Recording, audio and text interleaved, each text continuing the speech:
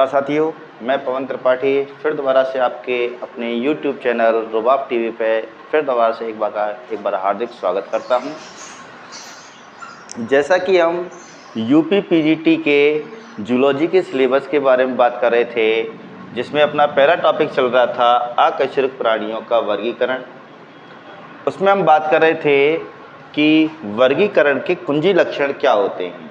तो जैसा कि हमने आपको बताया था, वर्गीकरण के कुंजी लक्षण वे आकार के लक्षण होते हैं जिनके आधार पर किसी भी प्राणी का आसानी से वर्गीकरण किया जा सकता है।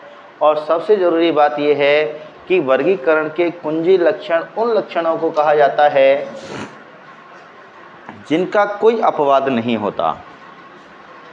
अगर किसी भी वर्गीकरण के कुंजी लक्षण का अगर अपवाद है तो उसे हम वर्गीकरण का कुंजी लक्षण नहीं कहेंगे।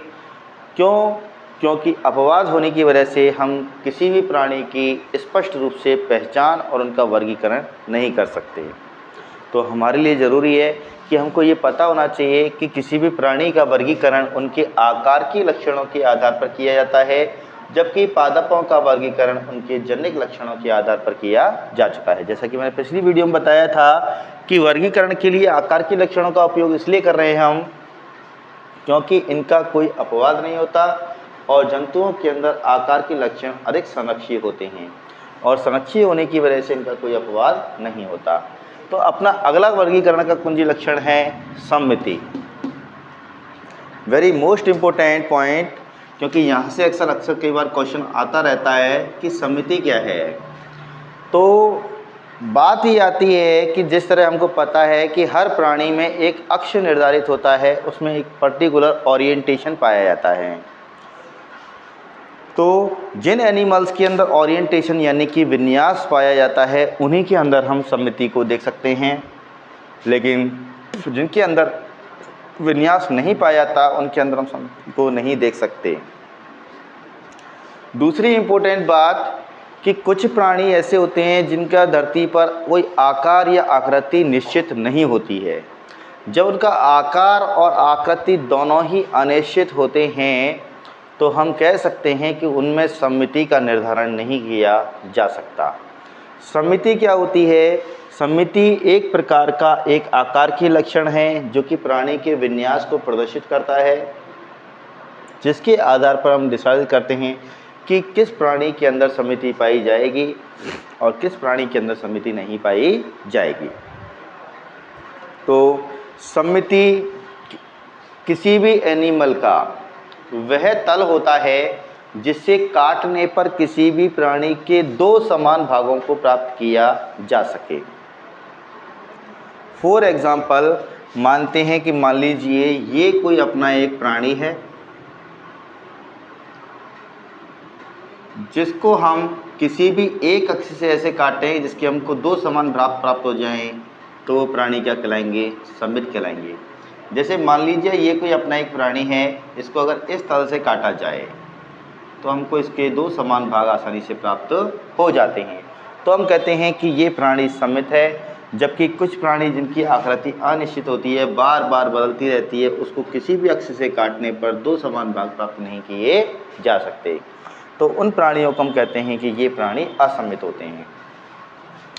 तो सम्मिति की प्रकार के आधार पर हम देखना चाहें तो प्राणी आपके तीन प्रकार के होते हैं।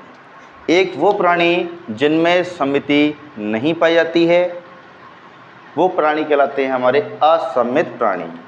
दूसरे वह प्राणी जिनमें सम्मिति गोलीय सम्मिति पाई जाती है, ऐसे प्राणी ज़्यादातर गोलाकार गेंद वाली आकृति के होते हैं जिनमें गोली सम्मिति देखी जाती है। अब बात करते हैं अरीय सम्मिति की। अरीय सम्मिति वो सम्मिति है जिसमें किसी भी प्राणी को एक अक्ष और अनेक तलों से दो समान भागों में बांटा जा सकता है और दोनों भाग एक दूसरे के ऊपर अध्यारोपित नहीं किए जा सकते, तो उसे हम बोलते हैं अरीय सम्मिति। लेकिन वो प्राणी जिनमें अक्ष भी एक और विभाजन का तल भी एक ही होता है, तो ऐसे प्राणी हमारे कहलाते हैं द्विपार्श्व सम्मित। फॉर एग्जाम्पल, अरीय सम्मिति की बात करें तो असम्मिति का सबसे बढ़िया उदाहरण है आपके पास प्रोटोजोआ।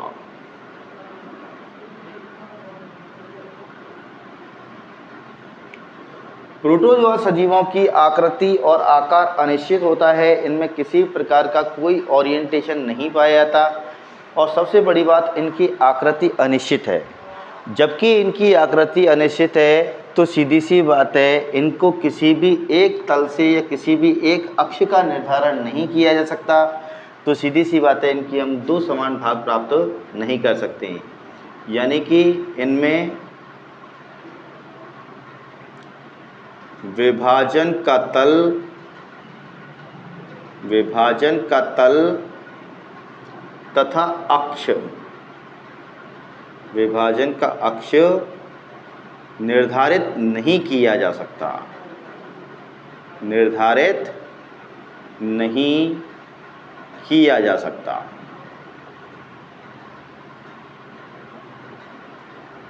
तो ऐसे प्राणी हमारे असमित कहलाते हैं।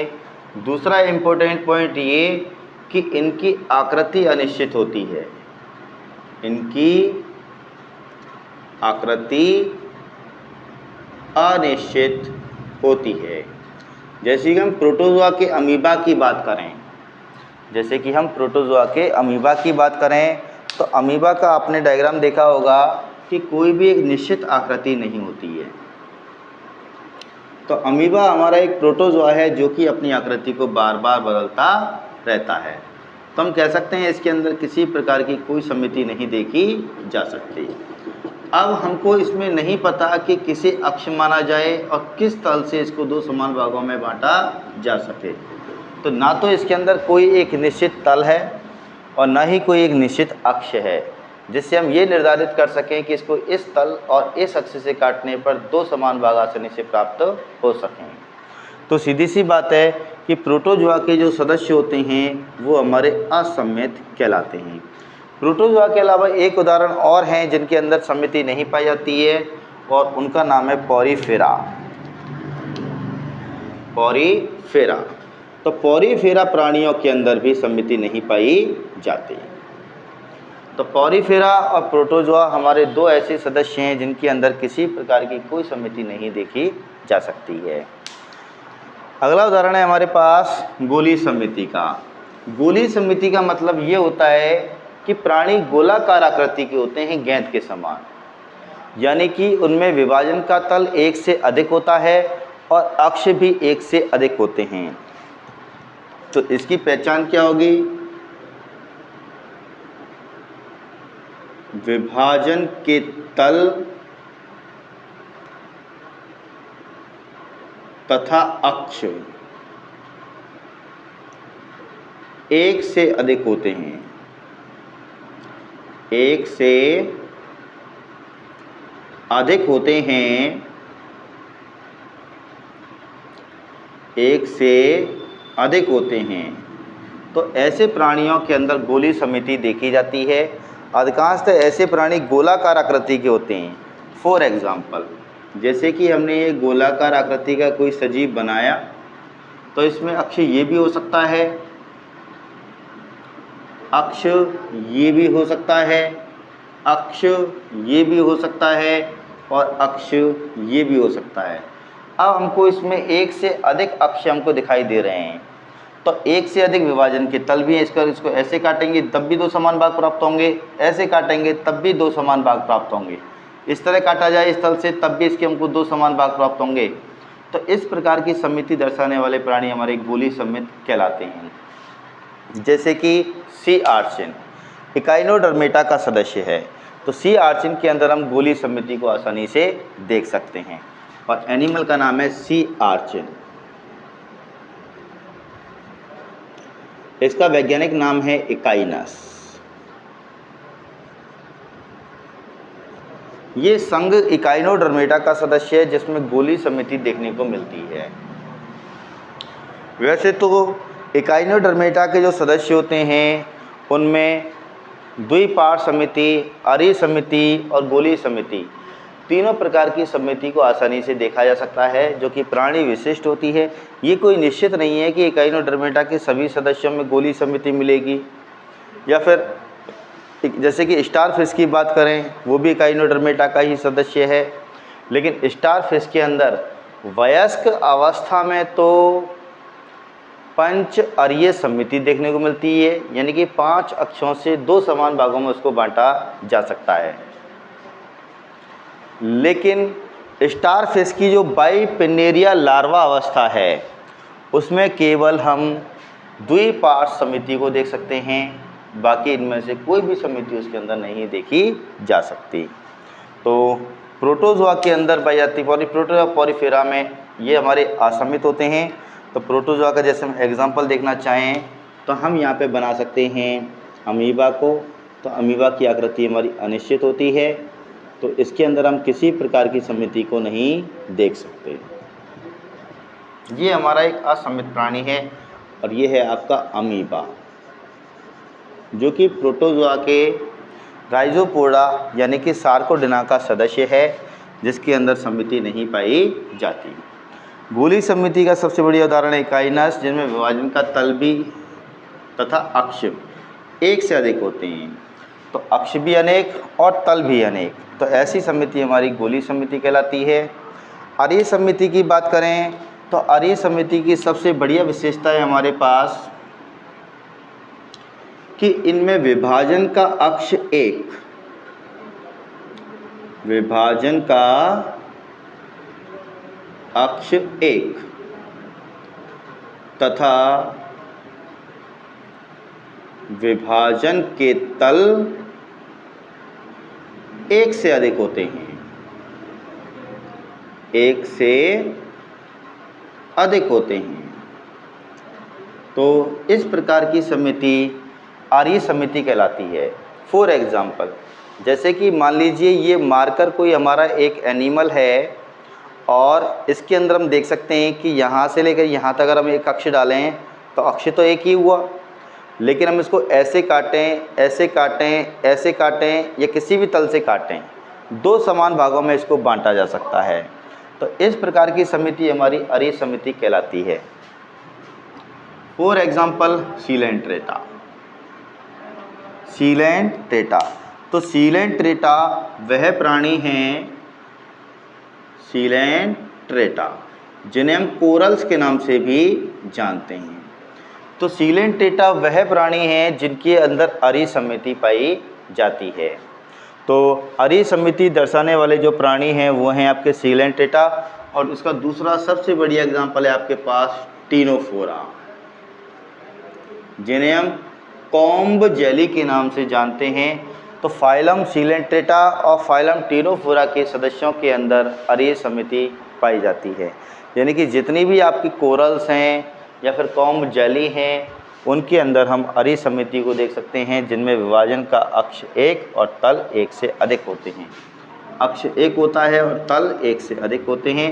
तो इस प्रकार की समिति हमारी अरीय समिति कहलाती है। अब बात करते हैं हम द्विपार्श्व समिति की। ये बहुत ही विकसित और उन प्राणियों में पाई जाती है जिनमें अत्यधिक जटिलता को देखा जाता है। कहने का मतलब है कि इन प्राणियों के अंदर अक्ष और तल दोनों ही निर्धारित होते हैं, यानी कि इनमें फिक्स ओरिएंटेशन पाया जाता है। फिक्स ओरिएंटेशन का मतलब है जैसे कि ये मार्कर था, थोड़ी देर पहले मैंने आपको बताया था कि जब मैंने आपको बताया तो इसके ऊपर कैप नहीं था, लेकिन अब हमने इसके ऊपर लगा दिया कैप, जिसमें कि ये होल्डर भी लगा हुआ है। अब हम कहें कि इस मार्कर को एक अक्ष और एक ही तल से 2 समान भागों में बांटा जा सकता है, यानी कि दूसरा कोई तल इसको काटने का है ही नहीं। तो सीधी सी बात है, इस तरह के प्राणियों में द्विपार्श्व समिति देखने के लिए मिलती है। तो कहने का मतलब ये हुआ कि द्विपार्श्व समिति दर्शाने वाले प्राणियों में विभाजन का अक्ष भी एक और विभाजन का तल भी एक होता है, यानी कि एक ही अक्ष और एक ही तल से 2 समान भागों में बांटा जा सकता है और दोनों भाग एक दूसरे के ऊपर अध्यारोपित नहीं किए जा सकते। दोनों भाग एक दूसरे के ऊपर अध्यारोपित नहीं किए जा सकते। तो हम कहते हैं कि सजीव के अंदर यानी कि प्राणी के अंदर कौन सी समिति है? द्विपार्श्व समिति है। तो द्विपार्श समिति दर्शाने वाले अधिकांश प्राणी, आपके एग्जाम्पल हम देख सकते हैं। तो टीनोफोरा के बाद के जितने भी हमारे प्राणी हैं उन सब के अंदर द्विपार्श समिति पाई जाती है, जैसे संघ प्लेटीहेल्मिन्थीज,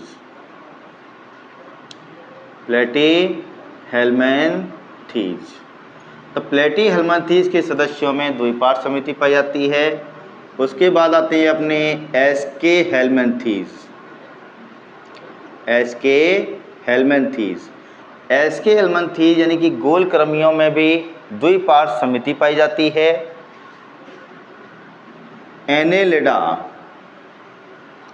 एनेलिडा यानी कि केंचुए जैसे दिखाई देने वाले प्राणियों के अंदर भी द्विपार्श समिति पाई जाती है।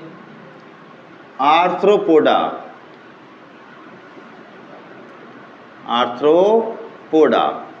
यानी कि ऐसे एनिमल जिनमें संधित पंख रहते हैं, कीड़े मकोड़े, केकड़े, बिच्छू वगैरह जो भी हैं। आर्थ्रोपोडा को जंतु जगत का सबसे बड़ा संघ माना गया है, जिसकी क्लास है इंसेक्टा, जिसे हम आर्थ्रोपोडा की या एनिमल किंगडम की सबसे बड़ी क्लास मानते हैं। उनके अंदर भी द्विपार्श समिति को देखा जा सकता है। तीसरा होता है मोलस्का। कोमल शरीर वाले एनिमल के अंदर द्विपार्श समिति पाई जाती है। मोलस्का के बाद आते हैं आपके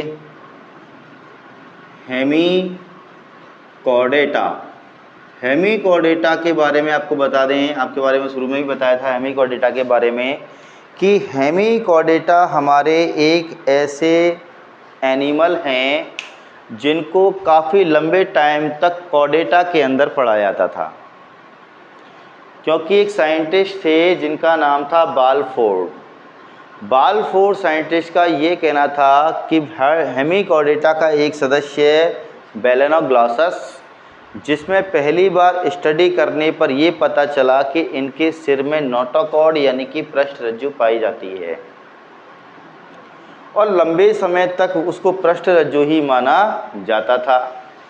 लेकिन आधुनिक वर्गीकरण आने पर कुछ नए वैज्ञानिकों ने जब बेलेनोग्लॉसस को दोबारा से स्टडी किया तो पता चला कि हेमिकॉर्डेटा का जो एग्जाम्पल बेलेनोग्लॉसस है उसमें नोटोकॉर्ड यानी कि पृष्ठरज्जु नहीं पाई जाती। बालफोर्ड ने जिसे पृष्ठरज्जु यानी कि नोटोकॉर्ड समझ के इनको कॉर्डेटा में शामिल किया था, वास्तव में वो नोटोकॉर्ड है ही नहीं, बल्कि वो मुख गुहा की अंधवर्ध नाले हैं, बक्कल डायवर्टिकुलम हैं, जिनको बालफोर्ड ने नोटोकॉर्ड समझकर इनको कॉर्डेटा में शामिल किया गया था। लेकिन वर्तमान आधुनिक वर्गीकरण के अनुसार, जो कि एक आर्टिफिशियल क्लासिफिकेशन है जो कि कैरोलस लीनियस जैसे वैज्ञानिकों द्वारा प्रस्तुत किया गया है, तो आर्टिफिशियल क्लासिफिकेशन के अकॉर्डिंग हेमिकॉर्डेटा को, आधुनिक वर्गीकरण के अनुसार हेमिकॉर्डेटा को कॉर्डेटा से पूरी तरह अलग कर दिया गया है और बताया गया है कि इसमें पृष्ठरज्जु यानी कि नोटोकॉर्ड नहीं पाई जाती। वर्तमान में इसको इनवर्टिब्रेटा के अंतर्गत शामिल किया गया है। ये काफ़ी इम्पोर्टेंट पॉइंट है। कुछ साइंटिस्टों का तो ये तक मानना है कि Hemichordata is the connective link between Invertebrata and Vertebrata. कुछ वैज्ञानिकों का ये कहना है कि जो हेमिकॉर्डेटा है, जो बेलेनोग्लॉसस है, वो इनवर्टिब्रेटा यानी कि अकशेरुक और वर्टिब्रेटा यानी कि कशेरुक प्राणियों के बीच की योजक कड़ी है। क्यों? क्योंकि इससे आगे जो एनिमल आने वाले हैं वो आपके क्या हैं? कॉर्डेटा। तो कॉर्डेटा प्राणियों में भी द्विपार्श समिति पाई जाती है, और कॉर्डेटा के बारे में हम पिछले फर्स्ट वीडियो के अंदर इसकी हम चर्चा कर चुके हैं, जबकि हमने ट्रेडिशनल क्लासिफिकेशन दिया था, जिसके अंतर्गत हमने बताया था कि नोटोकॉर्ड की उपस्थिति और अनुपस्थिति के आधार पर एनिमेलिया किंगडम के दो समूह बनाए गए थे, इनवर्टिब्रेटा और दूसरा बनाया गया था कॉर्डेटा। तो ये है आपकी समिति, और समिति के बारे में फिर दोबारा से एक बार बात करूँगा कि समिति सजीवों का वह विशिष्ट गुण है, सजीवों में भी जंतुओं के अंदर। समिति केवल प्राणियों में पाई जाती है, पादपों में नहीं पाई जाती है। तो समिति प्राणियों के अंदर वह अक्ष होता है जिससे दो समान भागों में आसानी से प्राणी को काटा जा सके और दोनों भाग एक दूसरे के दर्पण प्रतिबिंब होने चाहिए, एक दूसरे के पूरक होने चाहिए।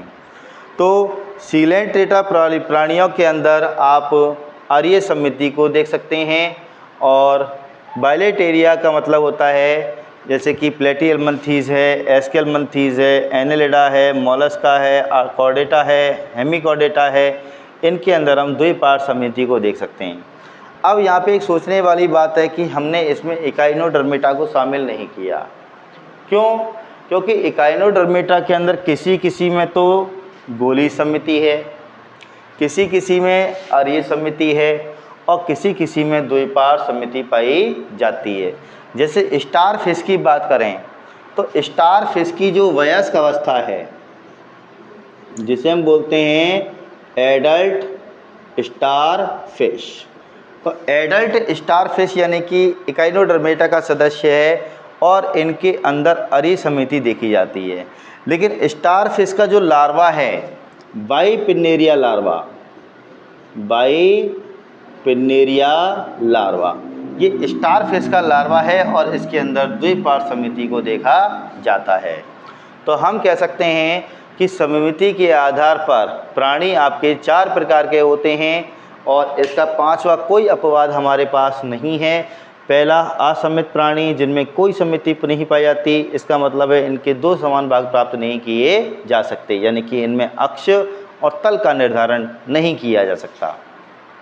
दूसरे गोलीय समित यानी कि ऐसे सजीव जिनमें विभाजन का अक्ष भी एक से अधिक होता है और तल भी एक से अधिक होते हैं, यानी कि किसी भी तल और किसी भी अक्ष से 2 समान भागों में इनको बांटा जा सकता है। तीसरे होते हैं आर्य समित। आर्य समित का मतलब होता है जिनमें विभाजन का अक्ष तो एक होता है और विभाजन के तल एक से अधिक होते हैं। तो इस प्रकार की समिति दर्शाने वाले प्राणी हमारे आर्य समित कहलाते हैं। जबकि वे प्राणी जिनमें विभाजन का अक्ष भी एक और विभाजन का तल भी एक होता है वो द्विपार्श्व समिति को प्रदर्शित करते हैं। तो ये कुछ एग्जाम्पल हैं इनके, जिनके आधार पे हम अकशेरुक और कशेरुक दोनों तरह के प्राणियों के अंदर उनका आसानी से कुंजी लक्षण के आधार पर वर्गीकरण कर सकते हैं। तो देख सकते हैं समिति हमारा एक आकार की लक्षण है, बाह्य आकार की लक्षण है, जिसको हम बाहर से देखकर ही पता लगा सकते हैं कि कौन से प्राणी में कौन सी समिति पाई जाती है। फॉर एग्जाम्पल हम सब मानव हैं, तो मानव एक कॉर्डेटा का सदस्य स्तनधारी है। मानव के अंदर भी द्विपार्श्व समिति पाई जाती है, यानी कि हमको इस अक्ष और इस तल से 2 समान भागों में बांटा जा सकता है। इसके अलावा कोई दूसरा अक्ष नहीं है और दूसरा कोई तल नहीं है जिससे हमारे 2 समान टुकड़े किए जा सकें। समिति का निर्धारण बाह्य आकार की लक्षणों के आधार पर करते हैं, न कि आंतरिक लक्षणों के आधार पर। क्योंकि आंतरिक लक्षणों की बात करेंगे तो हृदय तो एक ही होता है जो कि लेफ्ट साइड में होता है, लिवर एक होता है जो कि राइट साइड में होता है, लंग्स 2 होते हैं, किडनियाँ 2 होती हैं जिनमें से एक आगे एक पीछे की ओर होती है, तो उनके अंदर समिति हम नहीं देख सकते। तो समिति का निर्धारण किया जाएगा बाह्य बनावट स्वरूप के आधार पर किया जाएगा, इसीलिए समिति को आकार की लक्षण माना गया है और इसका उपयोग हम जंतुओं के वर्गीकरण के लिए कर सकते हैं। तो हम देख सकते हैं यहाँ पे समिति के आधार पर एनिमल आपके 4 प्रकार के होते हैं, असमित, गोलीय समित, आर्य समित और द्विपार्श्व समित। आर्य समित का सबसे बड़ा उदाहरण है आपका प्रोटोजोआ और पॉरीफेरा। गोलीय समिति का उदाहरण है आपका सी आर्चिन जो कि इकाइनोडर्मेटा का सदस्य है। आर्य समिति का सबसे बड़ा उदाहरण है आपका सीलेंट्रेटा और टीनोफोरा और एडल्ट स्टारफिश। और आपका द्विपार्श्व समिति का सबसे बढ़िया उदाहरण है प्लेटिहेल्मिन्थीज, चपटेक्रमी, Aschelminthes, गोलक्रमी, Annelida, arthropoda, Mollusca, Hemichordata और कॉर्डेटा और इसके अलावा स्टारफिश का बाइपिन्नेरिया लार्वा। इनके अंदर हम केवल द्विपार्श्व समिति को ही देख सकते हैं। इसके बाद हम अगले पॉइंट पर बात करें। अगला कुंजी लक्षण है अपना खंडी भवन, सेगमेंटेशन। अगला कुंजी लक्षण है अपना सेगमेंटेशन यानी कि खंडी भवन। अब सबसे बड़ी बात ये आती है कि सेगमेंटेशन यानी कि खंडी भवन होता क्या है। खंडी भवन का मतलब होता है शरीर का खंडों में बटा होना।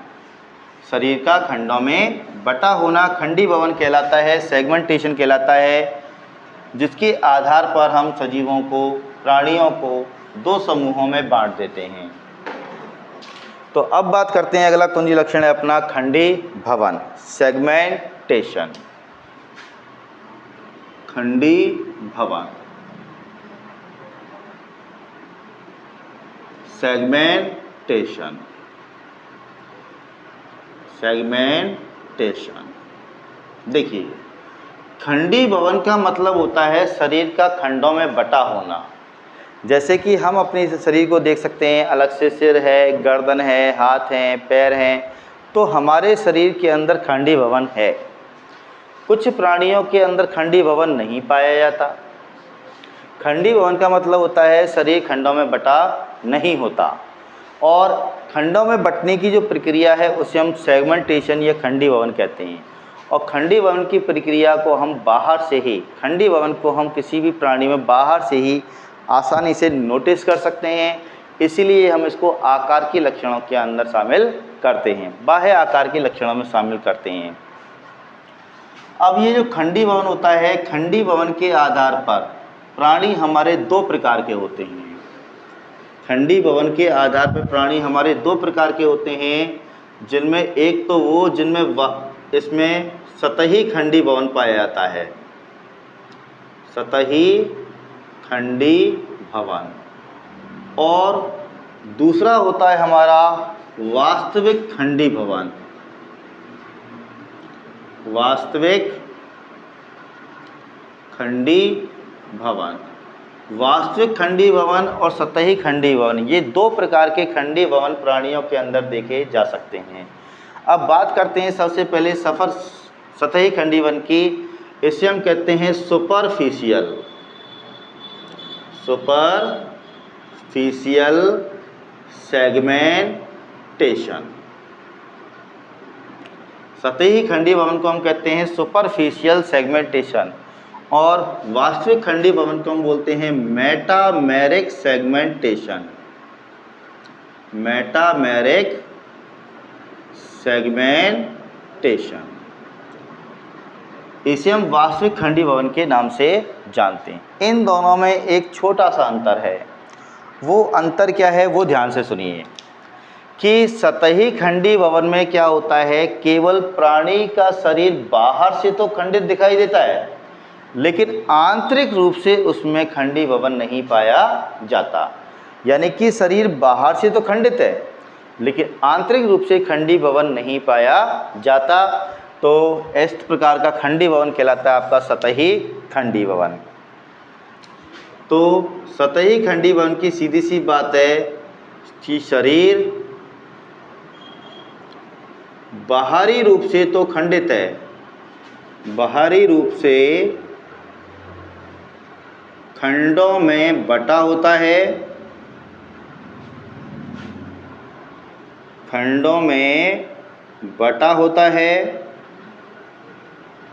परंतु आंतरिक रूप से खंडों में खंड नहीं पाए जाते।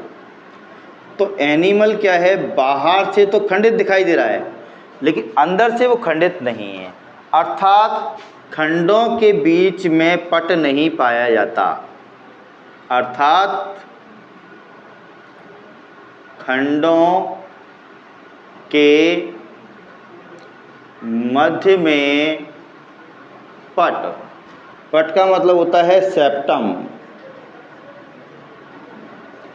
नहीं पाया जाता। जब किसी प्राणी में अंदर आंतरिक रूप से खंडों के बीच में पट होता ही नहीं है, तो उसको दो समान भागों में या फिर उसको आंतरिक रूप से खंडों में नहीं बांट सकते हम। तो प्राणी का शरीर बाहर से तो खंडित दिखाई दे रहा है, लेकिन आंतरिक रूप से खंडित नहीं होता है। और वहीं हम बात करें वास्तविक खंडी भवन की, तो वास्तविक खंडी भवन का मतलब होता है प्राणी का शरीर बाहर तथा आंतरिक दोनों तरफ से खंडित होता है। प्राणी का शरीर बाहरी तथा आंतरिक दोनों रूपों से खंडित होता है, यानी कि खंडों में बटा होता है। यानी कि इनमें खंडों के मध्य में आंतरिक पट पाए जाते हैं। खंडों के मध्य में आंतरिक पट पाए जाते हैं। इस प्रकार का खंडी भवन वास्तविक खंडी भवन कहलाता है। इसे सजीवों का मुख्य आकार के लक्षण भी माना जाता है और इसके आधार पर हम सजीवों को, प्राणियों को दो समूहों में बांट सकते हैं। एक वो जिनमें सतही खंडी भवन पाया जाता है, आंतरिक खंडी भवन नहीं पाया जाता। दूसरे वो जिनमें शरीर बाहर से भी खंडित होता है और आंतरिक रूप से भी खंडित होता है। तो सीधी सी बात है, जो प्राणी बाहरी रूप से और आंतरिक रूप से खंडित होगा, केवल उसे ही हम क्या बोलेंगे, वास्तविक खंडी भवन कहेंगे। यानी कि इनमें खंडों के मध्य आंतरिक पट पाया जाता है। अब इसको हम चित्र के माध्यम से भी समझ सकते हैं। चित्र के माध्यम से कैसे समझ सकते हैं, इधर ध्यान दें। तो चित्र के माध्यम से इसको ऐसे समझा जा सकता है कि जैसे कि हम यहाँ पे एक प्रारूपिक चित्र बनाएंगे। हमने बनाई है सबसे पहले एक आहार नाल, जो कि प्रत्येक सजीवों में पाई जाती है। अधिकांश बहुकोशिकीय प्राणियों में आहार नाल पाई जाती है। अब इसके ऊपर बना दिए हमने खंड, इसका बाह्य आवरण। तो आप देख सकते हैं कि प्राणी बाहर से तो खंडित हो गया, लेकिन इसमें आंतरिक रूप से खंडी भवन नहीं पाया जाता। तो प्राणी बाहरी रूप से तो खंडित है, लेकिन आंतरिक रूप से इसमें खंडी भवन नहीं है।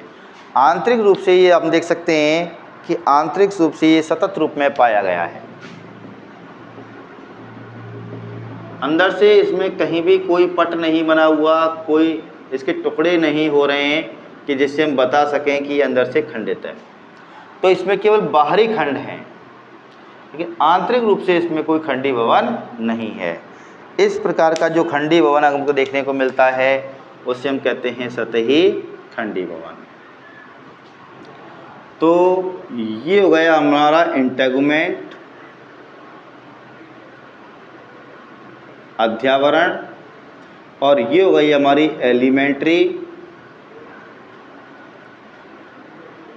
एलिमेंट्री कैनाल, आहार नाल, और ये हो गया हमारा सीलोम। सीलोम जिसे हम हिंदी में कहते हैं देह गुहा। सीलोम में भी हमारा एक आकार की लक्षण है जिसकी चर्चा हम अगले टॉपिक में करेंगे। फिलहाल तो हम खंडी भवन की बात करते हैं। तो खंडी भवन में आप देख सकते हैं कि शरीर बाहर से तो खंडित दिखाई दे रहा है, लेकिन इसमें आंतरिक रूप से कोई खंड नहीं पाया जाता। इसीलिए इस प्रकार के खंडी भवन को हम सतही खंडी भवन कहते हैं। सतही खंडी भवन का सबसे बढ़िया एग्जाम्पल है आपके पास टीनिया सोलियम, यानी कि टीनिया सोलियम। टीनिया सोलियम एक चपटाक्रमी है, यानी कि ये संघ प्लेटीहेल्मिन्थीज का सदस्य है। ये संघ प्लेटीहेल्मिन्थीज का सदस्य है और मानव की आंत्र में अंतः परजीवी रूप से पाया जाता है। प्लेटीहेल्मिन्थीज ये एक चपटाक्रमी है। इसे हम फीताक्रमी के नाम से भी जानते हैं, इसीलिए हम इसको टेप वर्म कहते हैं। और ये मानव की आंत्र में अंतः परजीवी है। इसका शरीर बाहर से तो खंडित होता है, लेकिन आंतरिक रूप से इसमें कोई भी खंडी भवन नहीं पाया जाता। दूसरी इंपॉर्टेंट बात करते हैं हम वास्तविक खंडी भवन की। वास्तविक खंडी भवन की बात करें तो ऐसे प्राणी जिनका शरीर बाहर से भी खंडित होता है और आंतरिक रूप से भी खंडित होता है। फॉर एग्जाम्पल इसको हम डायग्राम की सहायता से समझ सकते हैं। ये बनाई हमने इनकी आहार नाल,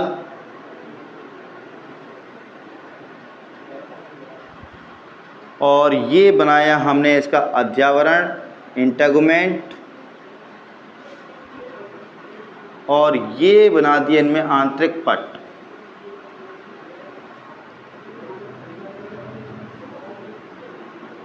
तो हम इसमें देख सकते हैं कि प्राणी का शरीर बाहर से भी खंडित दिखाई दे रहा है और आंतरिक रूप से भी खंडित दिखाई दे रहा है। अगर इस प्रकार का खंडी भवन दिखाई देता है तो इसे हम कहते हैं वास्तविक खंडी भवन या फिर मेटामेरिक सेगमेंटेशन। इसमें प्राणी का शरीर बाहर से भी खंडित दिखाई देता है और आंतरिक रूप से भी खंडित दिखाई दे रहा है।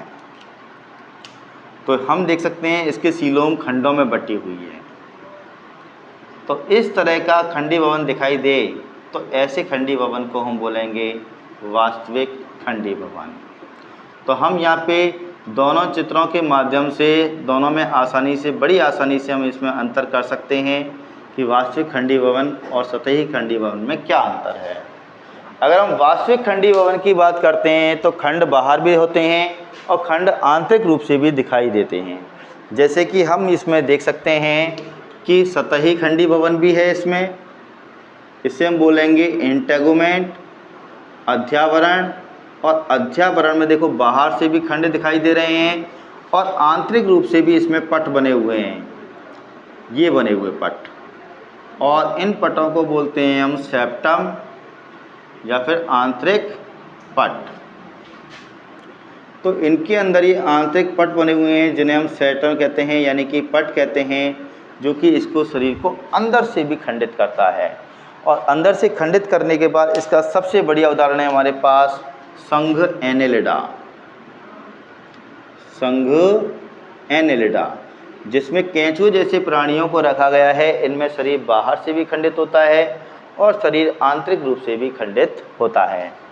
दूसरा होता है आपका आर्थ्रोपोडा। आर्थ्रोपोडा प्राणियों का शरीर बाहर से भी खंडित होता है और आंतरिक रूप से भी खंडित होता है। तो हम कह सकते हैं कि इनके अंदर वास्तविक खंडी भवन पाया जाता है, जबकि इसके अंदर सतही खंडी भवन पाया जाता है।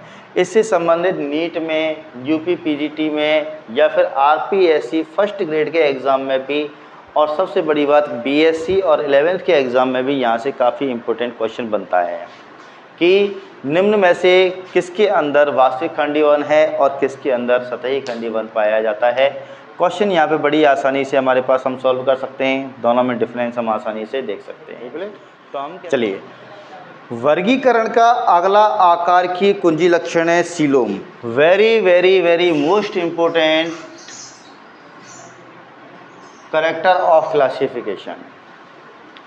अगर किसी एनिमल के अंदर देहगुहा है तो निश्चित सी बात है उसके अंदर मीजोडर्म भी होगा, और जिनके अंदर मीजोडर्म होगा उनमें अंग तंत्र स्तर का शारीरिक संगठन पाया जाएगा। फिर दोबारा से सुने, देह गुहा का निर्माण मीजोडर्म के निर्माण के साथ होता है, और मीजोडर्म का निर्माण एंडोडर्म से होता है, और एंडोडर्म का निर्माण एक्टोडर्म द्वारा किया जाता है, और देह गुहा का निर्माण भ्रूणीय प्रवर्धन की गैस्ट्रल अवस्था में मीजोडर्म के निर्माण के साथ साथ होता है। अब बात आ रही है कि गैस्ट्रल अवस्था की, तो हमारी जीव विज्ञान में एक शाखा चलती है डेवलपमेंटल बायोलॉजी, एम्ब्रियोलॉजी, भ्रूण विज्ञान, जिसके अंतर्गत हम गैस्ट्रल अवस्था को आसानी से अध्ययन कर सकते हैं और उसमें पता लगाते हैं कि गैस्ट्रल अवस्था में मॉर्फोजेनिक मूवमेंट, आकारकीय संरचनात्मक गतियाँ होती हैं, जिसके द्वारा मीजोडर्म तथा एंडोडर्म का निर्माण होता है, साथ ही साथ देह गुहा का भी निर्माण होता है।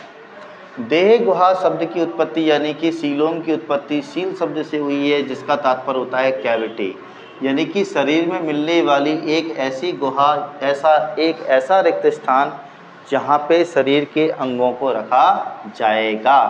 यानी कि अगर देह गुहा होगी तो शरीर में अंग तंत्र होंगे, अगर देह गुहा नहीं होगी तो शरीर में अंग तंत्रों का निर्माण भी नहीं होगा। तो हम बात कर रहे थे सीलोम की। अब सीलोम की उपस्थिति और अनुपस्थिति के आधार पर, सीलोम की उपस्थिति और अनुपस्थिति के आधार पर प्राणी आपके 3 प्रकार के होते हैं। तो इसको थोड़ा सा मिटाते हैं और इसमें एक शब्द है आपका सील, जो कि एक ग्रीक भाषा का शब्द है जिसका मतलब होता है गुहा, और इंग्लिश में इसको बोलते हैं हम कैविटी। अब सीलोम यानी कि देह गुहा की उपस्थिति और अनुपस्थिति के आधार पर प्राणी आपके 3 प्रकार के होते हैं। तो पॉइंट है अपना देह गुहा की उपस्थिति और अनुपस्थिति के आधार पर, प्रेजेंट और एब्सेंस ऑफ सीलोम। देह गुहा की उपस्थिति और अनुपस्थिति के आधार पे प्राणी हमारे 3 प्रकार के होते हैं। Number first, Acoelomata. Number first, Acoelomata. Second, Pseudocoelomata. और तीसरे होते हैं हमारे यूसीलोमेटा। यूसीलोमेटा। इसमें पहला शब्द है हमारा ए। ए का मतलब होता है एब्सेंट। दूसरा शब्द है हमारा सीलोम। सीलोम का मतलब होता है बॉडी कैविटी यानी कि देह गुहा। एटा का मतलब है रखने वाले, टू बियरिंग्स, यानी कि ऐसे एनिमल जिनमें देह गुहा अनुपस्थित है उन प्राणियों को हम एसीलोमेटा कहेंगे। यानी कि जिन प्राणियों में देह गुहा नहीं पाई जाती उन्हें एसीलोमेटा कहा जाएगा। जैसे कि मैंने अभी बताया था कि सीलोम का निर्माण मीजोडर्म के साथ होता है, लेकिन इनका मतलब क्या हुआ कि इनमें मीजोडर्म एब्सेंट होती है, यानी कि ये डिप्लोब्लास्टिक होते हैं। डिप्लोब्लास्टिक। डिप्लोब्लास्टिक का मतलब होता है द्विकोरकीय। द्विकोरकीय का मतलब होता है इनमें एक्टोडर्म तथा एंडोडर्म उपस्थित होती है, जबकि मीजोडर्म अनुपस्थित होती है। मीजोडर्म अनुपस्थित होती है। जब मीजोडर्म नहीं है तो सीधी सी बात है सीलोम का निर्माण भी नहीं होगा, तो इनके अंदर सीलोम एब्सेंट। सीलोम भी क्या होती है? अनुपस्थित होती है। जब इनके अंदर सीलोम अनुपस्थित है तो सीधी सी बात है अंगों का निर्माण भी नहीं होगा, तो सीधी सी बात है इनके अंदर ऊतक अंग स्तर का शारीरिक संगठन पाया जाएगा, लेकिन तंत्रों का निर्माण नहीं होगा। तो इनके अंदर पाया जाता है ऊतक अंग स्तर का शारीरिक संगठन। ऊतक अंग स्तर का शारीरिक संगठन। क्यों? क्योंकि अंग तंत्रों को रखने के लिए देह गुहा की आवश्यकता है और देह गुहा इनके अंदर बनी ही नहीं है, तो अंगों को रखा कहाँ जाएगा? तो अंगों को रखने के लिए शरीर में रिक्त स्थान की आवश्यकता होती है। ये एक बहुत ही महत्वपूर्ण पॉइंट है। और दूसरा है आपका मीजोडर्म की अनुपस्थिति, और तीसरा पॉइंट है आपका डिप्लोब्लास्टिक। तो इन प्राणियों के अंदर ऊतक अंग नहीं पाए जाते, ऊतक अंग पाए जाते हैं, सॉरी, अंग तंत्र नहीं पाए जाते। इसका सबसे बढ़िया एग्जाम्पल है हमारे पास फाइलम प्लेटीहेल्मिन्थेस। प्लेटीहेल्मिन्थेस,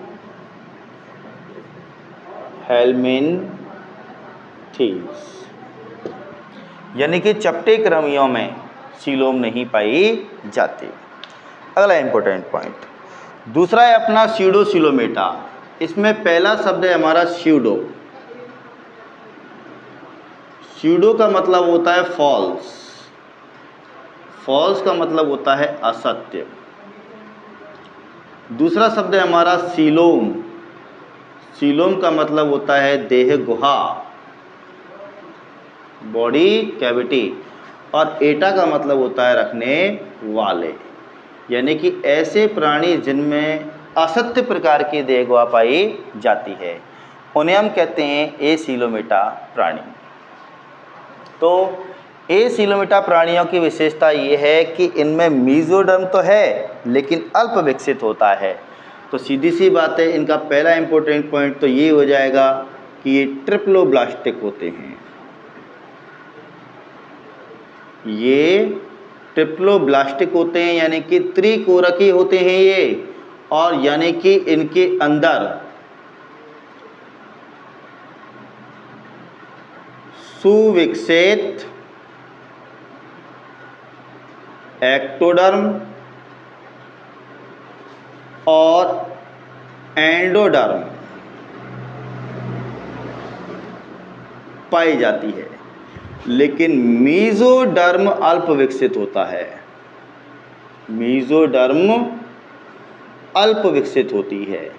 जब इनकी मीजोडर्म अल्प विकसित है तो सीधी सी बात है इनकी देह गुहा भी क्या होगी, अल्प विकसित होगी, यानी कि असत्य प्रकार की देह गुहा इनमें पाई जाती है।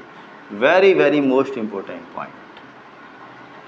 इसी के आधार पर हम पता लगाएंगे कि इनमें सीलोम कौन से प्रकार की होगी, और इसका सबसे बढ़िया एग्जाम्पल है हमारे पास संघ एस्के हेलमंथीस, यानी कि गोलक्रम। एस्के हेलमंथीस यानी कि गोलक्रम। तो गोलक्रमियों के अंदर सीडोसीलोम यानी कि असत्य प्रकार की देह गुहा पाई जाती है। इसमें पहला शब्द है हमारा यू। यू का मतलब होता है सत्य।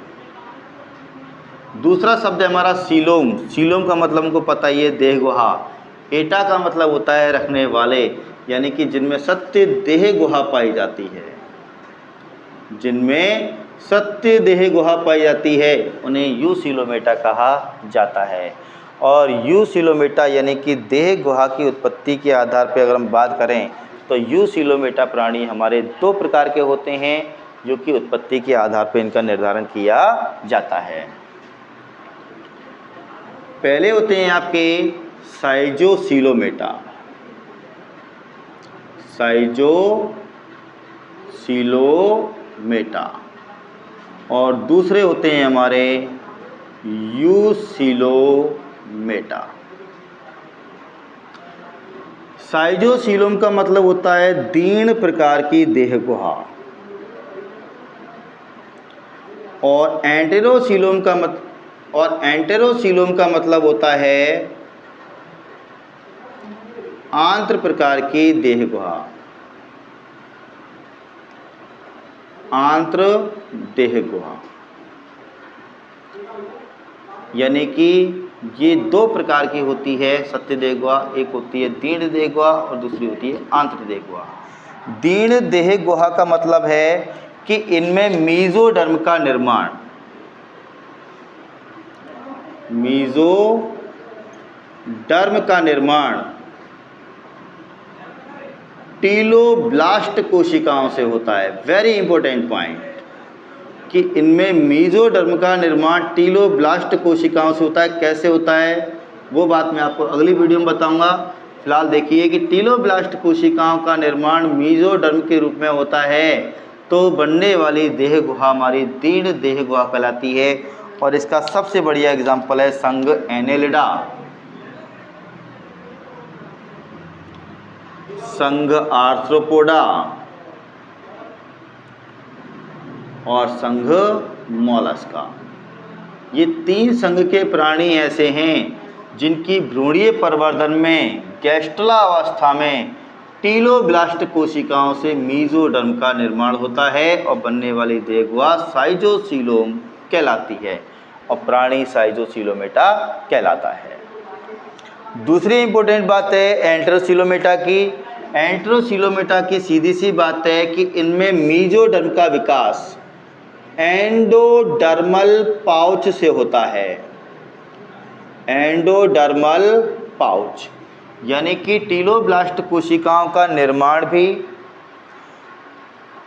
एंडोडर्म करता है और एंडोडर्मल पाउच का निर्माण भी एंडोडर्मी करता है। यदि एंडोडर्मल पाउच से मेसोडर्म का निर्माण हो तो बनने वाली देह गुहा हमारी एंटेरोसीलोम कहलाती है और प्राणी एंटेरोसीलोमेटा कहलाते हैं। और इन प्राणियों की खास बात यह है कि इन दोनों के अंदर ही सत्य प्रकार की देह गुहा पाई जाती है। ये दोनों ही सत्य प्रकार की देह गुहा के प्रकार हैं। अंतर यह है कि इनमें टीलोब्लास्ट कोशिकाओं से मेसोडर्म बनती है और इनमें एंडोडर्मल पाउच से मेसोडर्म का विकास होता है। तो बनने वाली सीलोम एंटेरोसीलोम और प्राणी एंटेरोसीलोमेटा कहलाते हैं। और इसका सबसे बढ़िया उदाहरण है हमारे पास संघ इकाइनोडर्मेटा। इकाइनोडर्मेटा जैसे कि स्टार फिश के अंदर एंडोडर्मल पाउच से मेसोडर्म का निर्माण होता है और इनकी खास बात यह है कि इन दोनों के अंदर अंग तंत्र स्तर का शारीरिक संगठन पाया जाता है। दूसरा एग्जाम्पल है हमारे पास हेमिकॉर्डेटा। हेमिकॉर्डेटा यानी कि इनवर्टिब्रेटा और कॉर्डेटा के बीच की कड़ी, जिसका एग्जाम्पल बेरेनोग्लोसस था, उसके अंदर भी एंडोडर्मल पाउच से मेसोडर्म का निर्माण होता है और बनने वाली देह गुहा एंटेरोसीलोम कहलाती है। और तीसरा सबसे बेहतरीन एग्जाम्पल है अपने पास कॉर्डेटा। यानी कि जितने भी आपके कशेरुक प्राणी हैं सारे के सारे एंटेरोसीलोमेटा हैं। यानी कि इनमें भ्रूणीय परिवर्तन की गैस्ट्रुला अवस्था में एंडोडर्मल पाउच से मेसोडर्म का विकास होता है तो बनने वाली सीलोम एंटेरोसीलोम यानी कि आंत्र देह गुहा कहलाती है और ये से सत्य प्रकार की देह गुहा माना जाता है। तो आज की वीडियो में हम इतनी ही बात करेंगे। तो ये थे हमारे वर्गीकरण के कुछ कुंजी लक्षण। इसके अलावा और भी हैं, जैसे कि देह गुहा की उत्पत्ति के आधार पर हम इनका वर्गीकरण कर सकते हैं। ब्लास्टोपोर के भविष्य यानी कि कोरक रंध्र के भविष्य के आधार पर भी हम सजीवों का आसानी से वर्गीकरण कर सकते हैं। तो याद रखें कि केवल जंतुओं का जो वर्गीकरण है वो हमेशा आकार के लक्षणों के आधार पर किया जाता है। फिर दोबारा से रिपीट करूंगा कि जंतुओं का वर्गीकरण आकार के लक्षणों के आधार पर किया जाता है, क्योंकि आकार के लक्षण अधिक संरक्षी होते हैं, लंबे समय तक स्थायी बने रहते हैं, जिनमें लंबे समय तक कोई परिवर्तन नहीं आता और दूसरी इम्पोर्टेंट बात, इनका कोई अपवाद नहीं होता है। इसीलिए हम इनको वर्गीकरण के उपयोग में लाते हैं और इन्हें बोलते हैं वर्गीकरण के कुंजी लक्षण। क्वेश्चन आता है नीट में, यूपी पीजीटी में, आरपीएससी में कि वर्गीकरण के कुंजी लक्षण निम्न में से हैं। तो हमारा आंसर होगा आकार के लक्षणों को जंतुओं के लिए वर्गीकरण का कुंजी लक्षण मानते हैं और पादपों के लिए जननिक लक्षणों को वर्गीकरण का कुंजी लक्षण मानते हैं। इसी के साथ धन्यवाद, आज के लिए नमस्कार, शुभ रात्रि। और इसी टाइम फिर दोबारा से कल हम मिलते हैं नेक्स्ट वीडियो के साथ, जिसमें हम चर्चा करेंगे दोबारा से वर्गीकरण के जो बचे हुए कुंजी लक्षण हैं उनके बारे में चर्चा करेंगे। Have a good night.